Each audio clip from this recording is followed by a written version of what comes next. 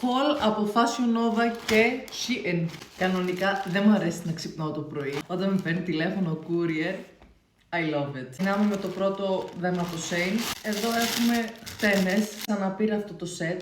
Αυτή τη χτένη γιατί την άλλη μου την έφαγε. Μην το κοιτάς καθόλου. Αυτό που είναι για edges. Δεν κάνω πλέον edges, αλλά το πήρα επειδή ήταν set. Και αυτή. Εδώ έχουμε κλαμεράκια. Τα προηγούμενα μου κλαμεράκια τα πέταξα σε ένα ωραίο καφέ χρώμα, σε άσπρο. Και bobby pins. Δεν ξέρω πώς τα λέμε εδώ στην Ελλάδα, στη Γερμανία τα λέμε bobby pins. Είναι τύπου πουκάμισο. Oh no. Φαίνεται λίγο να διαφανίζει. Φοράς έτσι. Neck holder. Σε καφέ. Έχουμε άλλο ένα τοπάκι. Είναι με polka dots. Πολύ τάση φέτος αυτό. Κίτρινο με καφέ. Πάλι γύρω από το λαιμό. Και πίσω είναι η πλάτη ανοιχτή. Άλλο ένα τοπάκι. Αυτό εδώ. Νόμιζα ότι είχε 3 κουμπιά. Έχει 3 κουμπιά. Και εδώ τι έχουμε.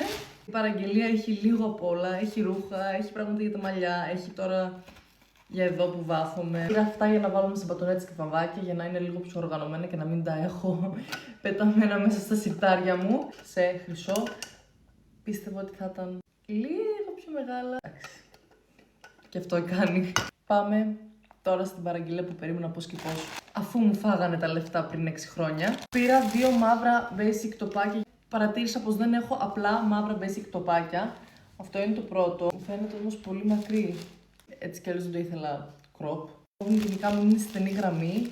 Οπότε τα πήρα όλα large. Ένα τοπάκι μαύρο, έχει ένα ωραίο κόψιμο. Πάμε στο set! Μόλις το είδα το ερωτεύτηκα στον Οδυσσέα, δεν άρεσε καθόλου, αλλά εγώ τρελάθηκα. Δεν ξέρω πού θα το φορέσω, αλλά απλά ανυπομονώ να έρθει η μέρα να το φορέσω. Πήρα ένα Capri Collan, polka dots προφανώς. Και αυτό εδώ είναι το από πάνω. Είναι πάλι γύρω από το λαιμό και έχει και εδώ ένα ωραίο τριαντάφυλλο. Είναι πανέμορφο set. Αυτό θα το δοκιμάσω τώρα και θα το δείξω. Δυστυχώς δεν μπορώ να δείξω το κάτω κομμάτι γιατί διαφανίζει.